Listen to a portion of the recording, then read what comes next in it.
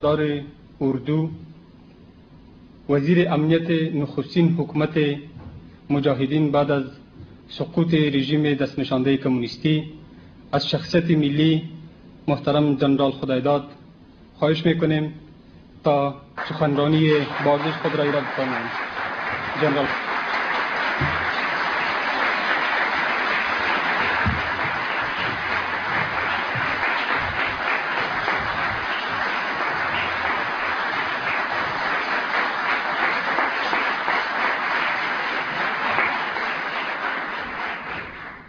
از همه اولتر تشکر از شما که برای ما وقت دادین اینجا و ما به نمایندگی از عده کثیری که در لندن اونجا وجود داشت سلام و احتراماتی دوستا و افغانای مهاجری که اونجا بود بر شما و از طریق شما به فامیلای شما و تمام افغانایی که در سراسر اروپا و امریکا و نمایندهایی که تشریف آورده از صمیم قلب میرسانم و از طریق ما احترامات تقدیم بکنیم.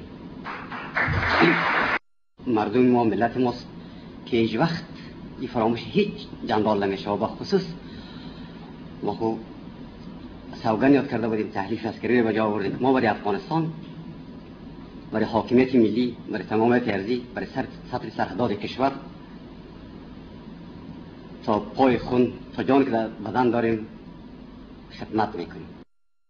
برای کابل با قوت خود آمدن ندانست. این رو شما مطمئن باشین که به زور و فشار روسا در کشور ما میان آمد و ارتباط زیر ما با تایید دیگه چی میکنیم که ما کماندان فرقی دو بودیم در پنجشیر و یک تعداد نظامی دقیق معلوم است. ما 7 سال در پنجشیر فعالیت محاربه‌ای انجام دادیم.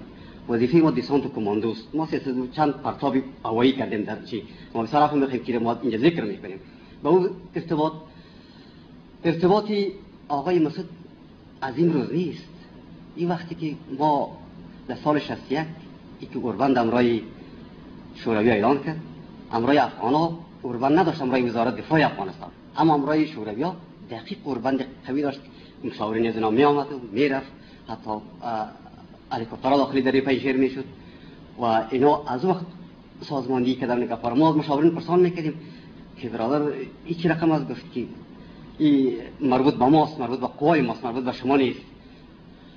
یا همیشه دستی شوروی در داخل کشور ما و شما یا جوان مردان آمدن کشور ما را شغال کردن، ما را محکوم میکنیم و همیشه زیده زو بودیم و بازم مجاهدینی که در خصوصا آقای مسعود که وزیر دفاع دولت اسلامی افغانستان بود این خدمتی بزرگ در کشور انجام نداده.